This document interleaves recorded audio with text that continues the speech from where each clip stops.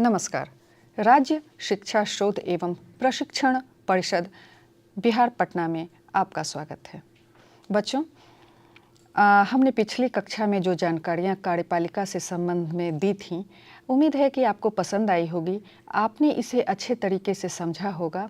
और मैंने बात की थी कि मैं अपने एससीईआरटी की टेक्निकल टीम के साथ मिलकर आपको कुछ बेहतरीन जो कहते हैं कि संयुक्त करके जानकारियाँ दूंगी, संश्लेषित जानकारियाँ दूंगी, जो कि जीवन भर आपके काम आएंगी। आप जब चाहें उसे दोहरा कर देख सकते हैं, उसे सेव करके रखें। ये जो जानकारी होगी ताउम्र जब आप प्रतियोगिता में भी जाएंगे, वहाँ आपके लिए बेहद सहायक होगा। और हम बात कर रहे हैं राष्ट्रपति जो आज़ादी के बाद से अभी तक वर्तमान काल तक राष्ट्रपति की सूची है, हम उसे क्रमवार तरीके से आपके सामने पेश करेंगे। और इसमें कई बार कार्यवाहक राष्ट्रपति भी हुए, इनकी जानकारी हम आपको इन स्लाइड्स के माध्यम से उनके चित्रों सहित देंगे, ताकि कहीं भी आपको पहचान करने में परेशानी न हो। कहीं भी उनकी समयावधि से संबंधित प्रश्न आपके सामने आए तो आपको कोई भी संदेह न रहे। हम देखते हैं इन स्लाइड्स को। 1950 में हमारा गणतंत्र, जो हमारा संविधान है, वह लागू हुआ और गणतंत्र दिवस के रूप में 26 जनवरी से मनाया जाने लगा। हम यहाँ भारत के राष्ट्रपतियों की सूची को देख रहे हैं। डॉक्टर राजेंद्र प्रसाद हमारे पहले राष्ट्रपति थे, जिनका कार्यकाल 26 जनवरी 1950 से 13 मई 1962 तक था। इन्होंने 2 कार्यकाल पूरे किए और ये हमारे बिहार के विभूति थे। और हमारे इस अगले राष्ट्रपति डॉक्टर सर्वपल्ली राधाकृष्णन, जिनका कार्यकाल 13 मई 1962 से 13 मई 1967 तक रहा। ये प्रख्यात दार्शनिक और शिक्षक थे। इनकी भारतीय दर्शन शास्त्र पर लिखी जो पुस्तक है वो 2 भागों में है। साथ ही साथ इन्होंने और भी कई पुस्तकें लिखी। आगे बढ़ते हैं और तीसरे क्रम में हमारे जो राष्ट्रपति थे वो डॉक्टर जाकिर हुसैन थे। इनका कार्यकाल 13 मई 1967 से 3 मई 1969 तक था। पद पर रहते हुए इनका निधन हो गया था और ये पहले राष्ट्रपति थे जिनका कार्यकाल पूरा नहीं हो सका। तो जैसा हमने पहले भी बताया था, अगर राष्ट्रपति का निधन हो जाए अपने कार्यकाल में, या उनकी पदच्युति, या उन्हें पद से किसी भी कारणवश अगर हटा दिया जाता है उनके अपने कार्यकाल के पूरा होने के पहले, तो ऐसे में जो हमारे उपराष्ट्रपति होते हैं उनको कार्यवाहक राष्ट्रपति के रूप में कार्य करने की अनुमति होती है। और बीवी गिरी ये उपराष्ट्रपति थे उस समय, जिन्होंने डॉक्टर जाकिर हुसैन के बाद, उनके निधन के बाद 3 मई 1969 से 20 जुलाई 1969 तक उपराष्ट्रपति रहते हुए राष्ट्रपति का कार्यभार संभाला। अब आगे हम देखते हैं कि बीवी गिरी के बाद फखरुद्दीन अली अहमद आए, लेकिन उससे पहले कार्यवाहक के रूप में मोहम्मद हिदायतुल्लाह ने भी कुछ दिनों तक कार्यवाहक राष्ट्रपति के रूप में काम किया, जो एक बहुत छोटी सी अवधि थी, छोटा सा टेन्योर था। 20 जुलाई 1969 से 24 अगस्त 1969 ने मोहम्मद हिदायतुल्लाह और बीवी गिरी ने 1-2 और मौक़ों पर कार्यवाहक के रूप में कार्य संभाला। उस समय ये भारत के मुख्य न्यायाधीश थे जिन्होंने पद संभाला। बच्चों, आप थोड़ा यहाँ ध्यान देने की बात है, ये थोड़ी जानकारी बहुत ही महत्वपूर्ण है कि आप देख रहे हैं कि एक जगह कार्यवाहक राष्ट्रपति के रूप में जब उपराष्ट्रपति राष्ट्रपति का कार्यभार संभाल रहे हैं, और वहीं आप मोहम्मद हिदायतुल्लाह के बिंदु पर जब आते हैं तो उस समय ये भारत के मुख्य न्यायाधीश थे। तो एक सूची बनी होती है कि अगर राष्ट्रपति नहीं तो उपराष्ट्रपति, उपराष्ट्रपति भी अगर अनुपस्थिति किसी भी वजह से हो जाती है तो जो भारत के मुख्य न्यायाधीश होंगे वो राष्ट्रपति का कार्यभार संभालेंगे। तो मोहम्मद हिदायतुल्लाह को इसी वजह से इस छोटी अवधि के लिए कार्यभार राष्ट्रपति का दिया गया था। फिर आगे बीबी गिरी ने एक बार फिर से 24 अगस्त 1969 से 24 अगस्त 1974 तक राष्ट्रपति के रूप में कार्यभार संभाला और ये स्वतंत्र उम्मीदवार के रूप में निर्वाचित हुए थे। ये भी एक महत्वपूर्ण जानकारी है कि हमें कभी अगर इस प्रश्न का सामना करना पड़ता है तो ये बिना किसी दल के समर्थन में से नहीं थे उम्मीदवार, बल्कि स्वतंत्र उम्मीदवार थे और उसी रूप में इनका निर्वाचन हुआ। बीबी गिरी के बाद एक बार फिर से फ़खरुद्दीन अली अहमद और मोहम्मद हिदायतुल्लाह ने कार्यभार संभाला था। हम इसे अगले स्लाइड में देख रहे हैं। तो जैसा कि अभी हमने पीछे कहा, फिर फ़खरुद्दीन अली अहमद 24 अगस्त 1974 से 11 फरवरी 1977 तक इनका कार्यकाल रहा। और विशेष जो एक बात ध्यान देने की है कि 1975 में जो हमारे देश में 352 अनुच्छेद 352 के तहत जो आपातकाल लागू हुआ था कि देश में आंतरिक अशांति के आधार पर आपातकाल लागू किया गया था। और यह जो है उस समय फ़खरुद्दीन अली अहमद राष्ट्रपति थे और इन्होंने आपातकाल में समूचे देश का कार्यभार संभाला था। आगे बीडी जत्ती 11 फरवरी 1977 से 25 जुलाई 1977 तक रहे कार्यवाहक राष्ट्रपति के रूप में। चूँकि आपातकाल की समाप्ति के बाद कुछ दिनों तक राजनीतिक उथल पुथल की स्थिति रही और इस दरमियान बीडी जत्ती ने कार्यभार को संभाला था। बीडी जत्ती के बाद नीलम संजीव रेड्डी आए। नीलम संजीव रेड्डी के बाद ज्ञानी जैल सिंह आए। नीलम संजीव रेड्डी ने 25 जुलाई 1977 से 25 जुलाई 1982 तक राष्ट्रपति का कार्य संभाला। इनके साथ भी एक जो विशेष बात जुड़ी हुई है कि वो ये कि ये पहले राष्ट्रपति थे जो निर्विरोध चुने गए। निर्विरोध यानी कि इनके सामने कोई भी अन्य उम्मीदवार नहीं था। किसी भी दल ने अपना उम्मीदवार नहीं दिया, सर्वसम्मति से इनकी नियुक्ति हुई। अभी हमने थोड़ी देर पहले बीबी गिरी की राष्ट्रपति जब बीबी गिरी थे उनके संबंध में स्वतंत्र उम्मीदवार के रूप में वो चुने गए थे और ये निर्विरोध रूप से चुने गए थे। यानी कि बीबी गिरी ने का संबंध किसी दल से नहीं था, लेकिन नीलम संजीव रेड्डी का संबंध एक पूरे गठबंधन से था। तो ये निर्विरोध रूप से निर्वाचित हुए। अगले ज्ञानी जैल सिंह 25 जुलाई 1982 से 25 जुलाई 1987 तक भारत के राष्ट्रपति रहे और हमारी जो बहुत ही बहादुर कौम है सिख, ये पहले सिख राष्ट्रपति हुए। इसके बाद आर वेंकट रमन राष्ट्रपति के रूप में निर्वाचित हुए। आर वेंकट रमन 25 जुलाई 1987 से 25 जुलाई 1992 तक वरिष्ठ राजनीतिज्ञ और अधिवक्ता थे। इन्होंने इस समयावधि में अपना कार्यभार संभाला। आप इतने व्यवस्थित तरीके से ये जानकारी हमारी तकनीकी टीम ने इकट्ठा की है और इतने अच्छे से प्रेजेंटेशन किया है कि सबों के लिए ये बहुत ही लाभदायक होगा। फिर अगले जो हैं वो हैं डॉक्टर शंकर दयाल शर्मा। 25 जुलाई 1992 से 25 जुलाई 1997 तक मध्य प्रदेश के ये पूर्व मुख्यमंत्री भी थे और डॉक्टर शंकर दयाल शर्मा बेहतरीन व्यक्तित्व के काफ़ी विद्वान व्यक्ति थे। शंकर दयाल शर्मा के बाद हम आगे चलते हैं और के आर नारायणन 25 जुलाई 1997 से 25 जुलाई 2002 तक इन्होंने राष्ट्रपति का कार्यभार संभाला।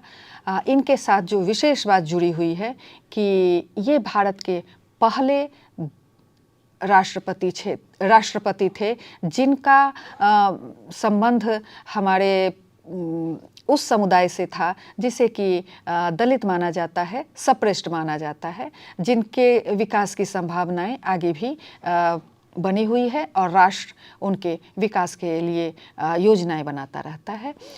फिर आते हैं डॉक्टर APJ अबुल कलाम। शायद ही कोई होगा जो इस नाम से अपरिचित होगा। इन्होंने 25 जुलाई 2002 से 25 जुलाई 2007 तक अपना कार्यभार संभाला। चूँकि ये एक वैज्ञानिक थे, एयरोस्पेस टेक्नोलॉजी के जानकार थे और इन्होंने मिसाइल मैन की उपाधि इन्हें दी गई थी। और जब ये राष्ट्रपति के पद से इनकी रिटायरमेंट हुई, उसके बाद भी इन्होंने बच्चों के साथ बहुत अच्छे से अपना संबंध जोड़ा और घूम घूम कर विज्ञान के प्रति अलख जगाते रहे। मिसाइल मैन की उपाधि के साथ ही साथ विंग्स ऑफ फायर जैसी पुस्तक इन्होंने लिखी।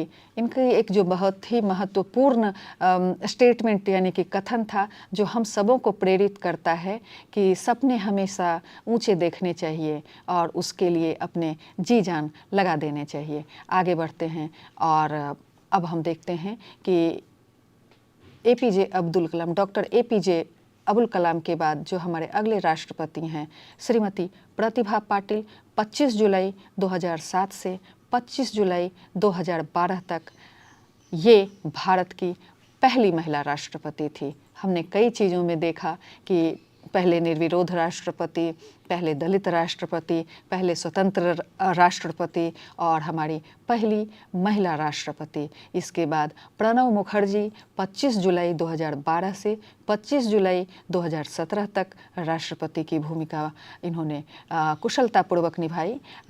इनका एक लंबा राजनीतिक इतिहास रहा।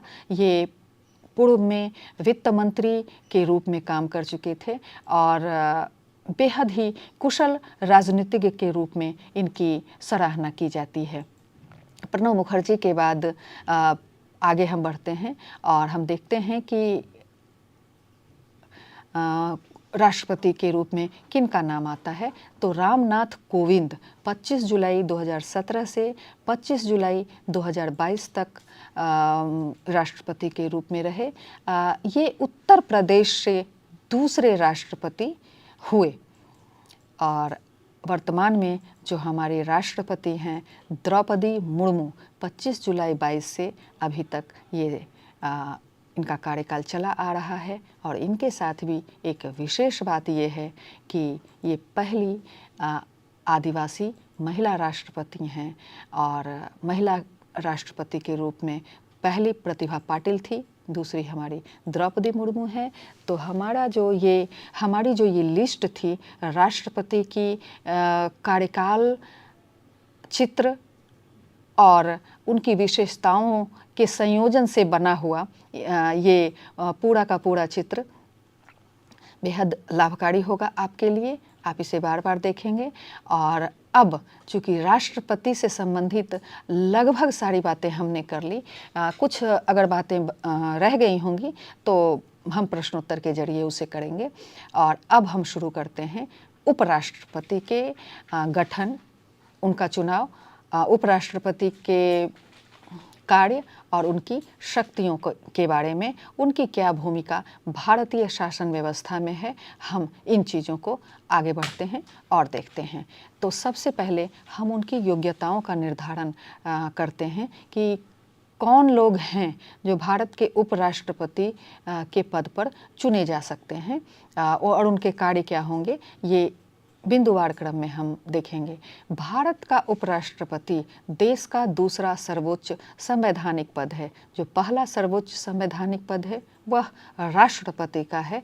भारतीय संविधान के अनुच्छेद 63 से 71 तक उपराष्ट्रपति के पद, चुनाव और शक्तियों का वर्णन किया गया है। तो हम सबसे पहले ये देखेंगे कि भारत के उपराष्ट्रपति के निर्वाचन में उनके लिए जिन योग्यताओं का निर्धारण किया गया है वो योग्यताएं क्या है।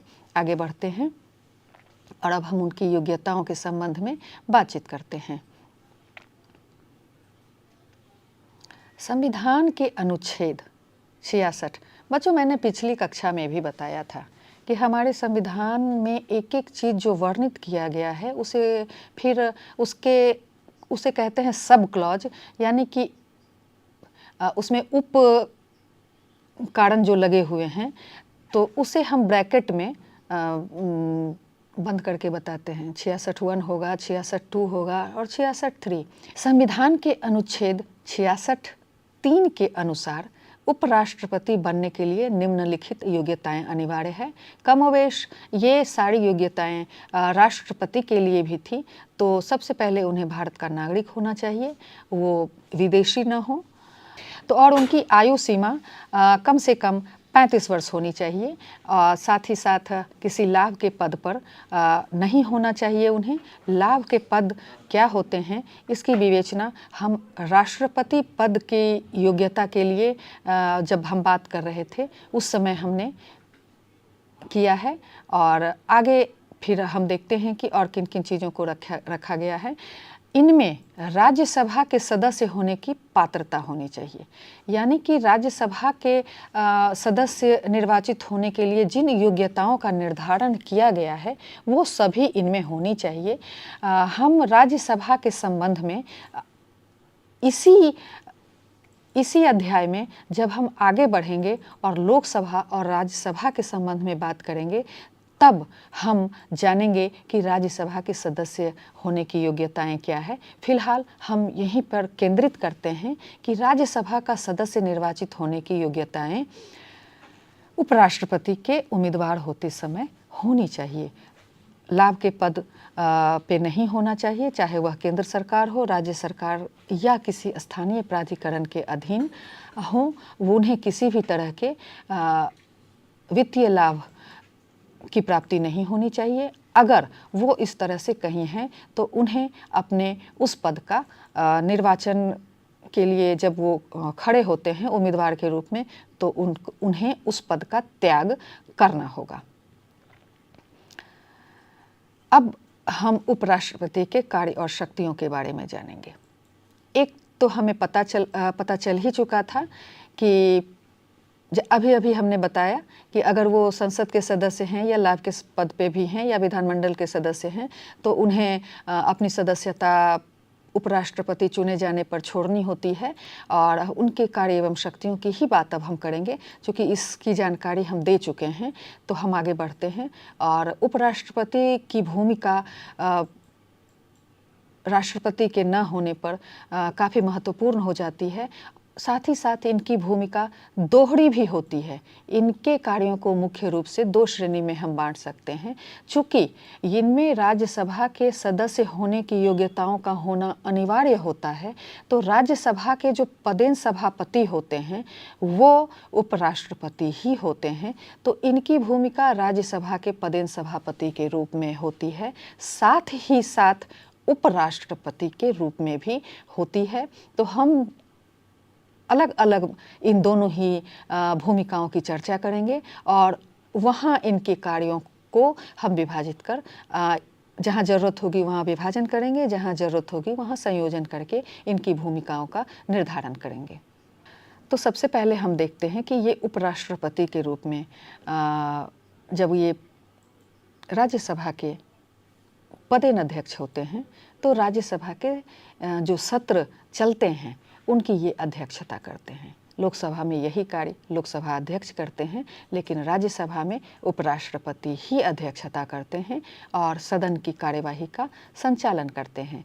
तो सदन की कार्यवाही के संचालन से संबंधित जो भी नियम कानून है उसे मद्देनज़र रखते हुए वे पूरे सत्र का संचालन करते हैं, नियमों का पालन करते हैं और करवाते भी हैं। यानी कि सदन में अनुशासन को बनाए रखना, संसदीय नियमों की व्याख्या करना इनका दायित्व है।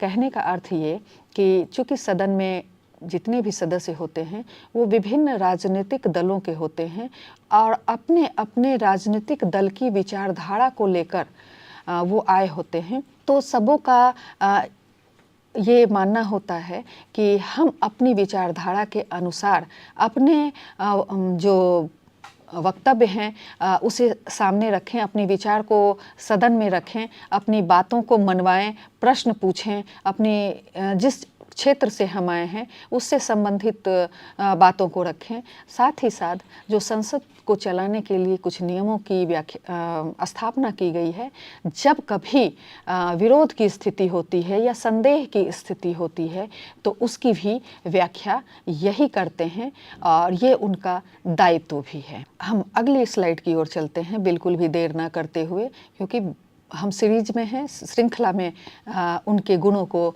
उनके कार्य और शक्तियों की विवेचना कर रहे हैं। उन्हें निर्णायक मत देने का अधिकार होता है। निर्णायक मत का अर्थ यहाँ हम इस तरह से समझ रहे हैं बच्चों कि सबों को एक वोट देने का अगर अधिकार है तो निर्णायक मत आखिर होता क्या है। पहले हम ये देखेंगे कि निर्णायक मत क्या है। तो राष्ट्रपति, उपराष्ट्रपति मतदान नहीं करते, लेकिन यदि किसी मुद्दे पर पक्ष और विपक्ष के मत बराबर हो जाएं तो वे अपना निर्णायक मत दे सकते हैं। ऐसे में जो उपराष्ट्रपति का जो निर्णायक मत होता है वो बेहद महत्वपूर्ण हो जाता है, क्योंकि ये जिस भी पक्ष को अपना मत देंगे वह पक्ष विजयी घोषित माना जाता है या उस पक्ष की जीत हो जाती है।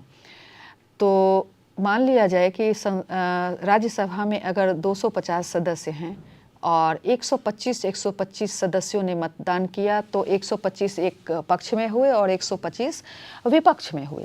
तो ऐसे में उपराष्ट्रपति अपना मत देते हैं और जिस तरफ देते हैं वह पलड़ा भारी हो जाता है। इसे ही हम निर्णायक मत कहते हैं। सामान्यतः मतदान उपराष्ट्रपति नहीं करते।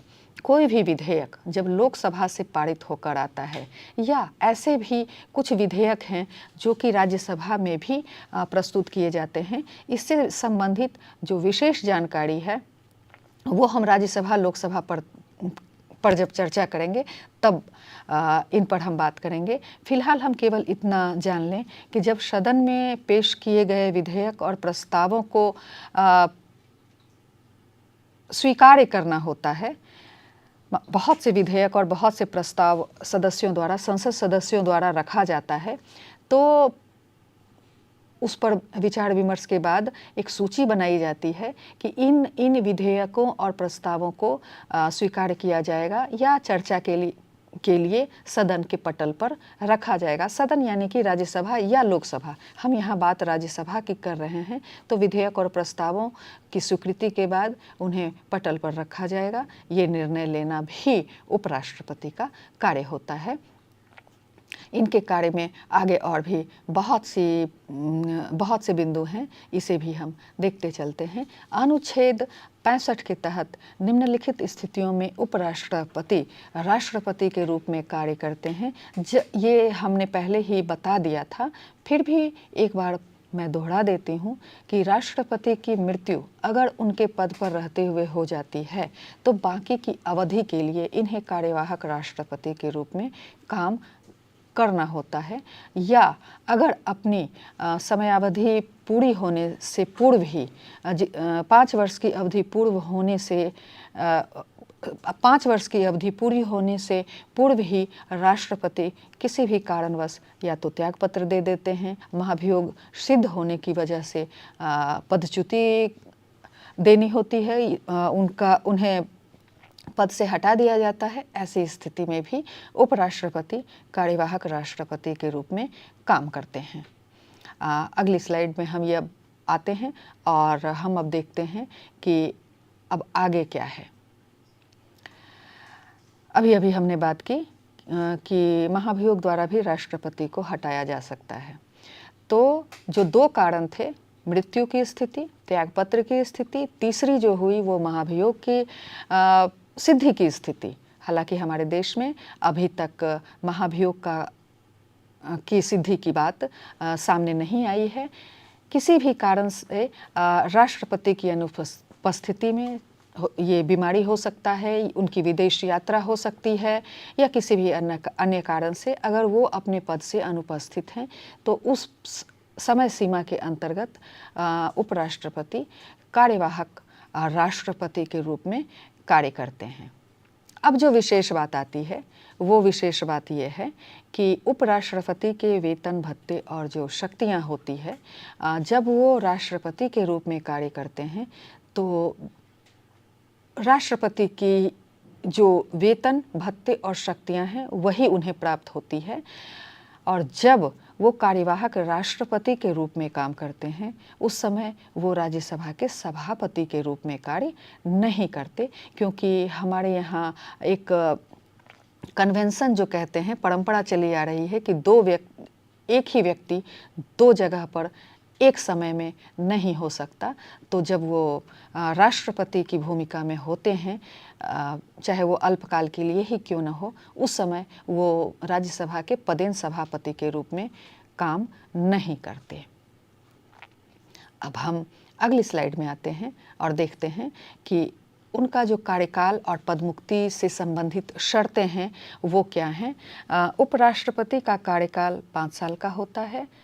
इस बीच उनके निधन से, अगर उनका निधन उनके कार्यकाल के दौरान हो जाता है तो वह पद खाली रहता है और त्यागपत्र देकर ये कभी भी अपने पद को छोड़ सकते हैं। वे अपना त्यागपत्र राष्ट्रपति को संबोधित करके देते हैं। राज्यसभा अगर ऐसा प्रस्ताव लाती है जिसमें लोकसभा की भी सहमति हो तो उन्हें पद से हटाया भी जा सकता है। बिल्कुल यहाँ महाभियोग का प्रस्ताव नहीं है जो राष्ट्रपति के लिए था। यहाँ सिर्फ और सिर्फ जो उनको हटाने का प्रस्ताव अगर किसी कारणवश आता है तो राज्यसभा इसे लाती है, जिसे लोकसभा की सहमति प्राप्त करके लागू किया जाता है। उपराष्ट्रपति की दोहरी भूमिका, कार्यशक्तियाँ हम देख रहे हैं और इसके बाद अगर कार्यशक्तियों में अभी कुछ बातें हैं बाकी हैं, उनको देखते हुए हम फिर उपराष्ट्रपति की सूचियों पर बात करेंगे। उपराष्ट्रपति जब उपराष्ट्रपति जब पदेन सभापति के रूप में, राज्यसभा के पदेन सभापति के रूप में काम करते हैं तो बिल्कुल उसी तरह से वो सारे निर्णय लेते हैं, अनुशासन बनाते हैं जिस तरह की लोकसभा में अध्यक्ष करते हैं। अब जिस तरह हमने राष्ट्रपति की सूची देखी थी, हमारे सामने भारत के उपराष्ट्रपतियों की सूची है, जिनमें से कई बाद में राष्ट्रपति भी बने। तो हम इसे 1952 से 2026 तक का समय हमने लिया है। पहले डॉक्टर सर्वपल्ली राधाकृष्णन थे जो आगे राष्ट्रपति भी बने 13 मई 1952 से 12 मई 1962 तक। दूसरे डॉक्टर जाकिर हुसैन 13 मई 1962 से 12 मई 1967 तक, ये भी बाद में राष्ट्रपति बने। और इसके बाद जो है डॉक्टर जाकिर हुसैन के बाद तीसरे हमारे थे वीवी गिरी। इन्होंने कार्यवाहक राष्ट्रपति और राष्ट्रपति के रूप में भी अपनी भूमिका निभाई 13 मई 1967 से 3 मई 1969 तक। ये उपराष्ट्रपति रहे। गोपाल स्वरूप पाठक 31 अगस्त 1969 से 30 अगस्त 1974 तक ये उपराष्ट्रपति रहे। गोपाल स्वरूप पाठक के बाद 31 अगस्त 1974 से 30 अगस्त 1969 तक बीडी जत्ती उपराष्ट्रपति रहे। बीडी जत्ती ने बहुत ही छोटी अवधि के लिए राष्ट्रपति का भी कार्यभार संभाला था। मोहम्मद हिदायतुल्ला, जैसा कि हमने राष्ट्रपति की सूची में बताया था कि मोहम्मद हिदायतुल्ला सर्वोच्च न्यायालय के न्यायाधीश थे और वीवी गिरी की अनुपस्थिति में उन्होंने राष्ट्रपति का पद अल्प अवधि के लिए संभाला था। मोहम्मद हिदायतुल्ला 31 अगस्त 1989 से 30 अगस्त 1984 तक उपराष्ट्रपति के पद पर रहे। आर वेंकट रमन 31 अगस्त 1984 से 24 जुलाई 1987 तक रहे। इन्होंने ये बाद में राष्ट्रपति भी निर्वाचित हुए। डॉक्टर शंकर दयाल शर्मा 3 सितंबर 1987 से 24 जुलाई 1992 तक रहे।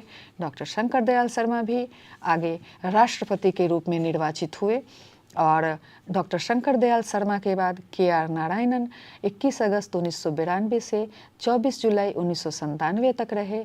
ये जैसा हमने पहले बताया था कि दलित राष्ट्रपति के रूप में ये पहले थे और उपराष्ट्रपति के बाद इनका निर्वाचन राष्ट्रपति पद के लिए भी हुआ। कृष्णकांत 21 अगस्त 1997 से 27 जुलाई 2002 तक रहे और ये पहले उपराष्ट्रपति थे जिनका निधन पद पर रहते हुए हो गया था। वर्तमान में अब हम आते हैं तो भैरव सिंह शेखावत 19 अगस्त 2002 से 21 जुलाई 2007 तक रहे। कुशल राजनीतिज्ञ थे, राजस्थान से राज्य से संबंधित थे। अगले मोहम्मद हामिद अंसारी 11 अगस्त 2007 से 11 अगस्त 2017 तक रहे और इसके बाद 2017 से यानी कि 11 अगस्त 2017 से 10 अगस्त 2022 तक M वेंकैया नायडू उपराष्ट्रपति के रूप में रहे। जगदीप धनखड़ 11 अगस्त 2022 से 21 जुलाई 2025 तक रहे। इन्होंने त्यागपत्र दे दिया और वर्तमान में CP राधाकृष्णन 9 सितंबर 2025 से अभी तक हैं। तो ये थी हमारी उपराष्ट्रपतियों की सिलसिलेवार सूची। इसमें चित्र, टेक्स्ट, वीडियो का संयोजन किया गया है। बहुत ही मेमोरेबल यानी कि याद रखने लायक ये सूची है। इस सूची में बहुत सी जानकारियाँ ऐसी थीं जो कि जो उपराष्ट्रपति राष्ट्रपति के रूप में निर्वाचित हुए, तो जब हम राष्ट्रपति की सूची को विवेचित कर रहे थे, बात कर रहे थे, तो वहाँ जानकारियाँ दे दी गई थी।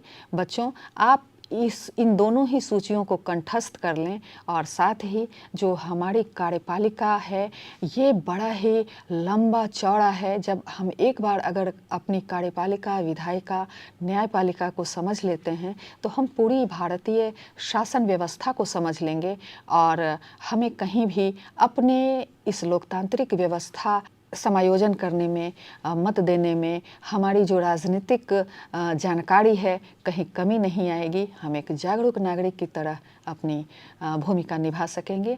तो बच्चों, इस कक्षा का अंत हम यहीं करते हैं। अगली कक्षा में हम प्रधानमंत्री, मंत्रिपरिषद, लोकसभा, राज्यसभा, उनके कार्य, उनकी शक्तियाँ, इन सबों की बात करेंगे और इससे संबंधित प्रश्न उत्तर का इंतज़ार रहेगा। वीडियो को पुनः पुनः देखें, एक कक्षा के रूप में देखें और जो याद करने लायक बिंदु या बातें हैं उसे आप याद रखें। तो इसके साथ ही हम अगली कक्षा में मिलते हैं। नमस्कार।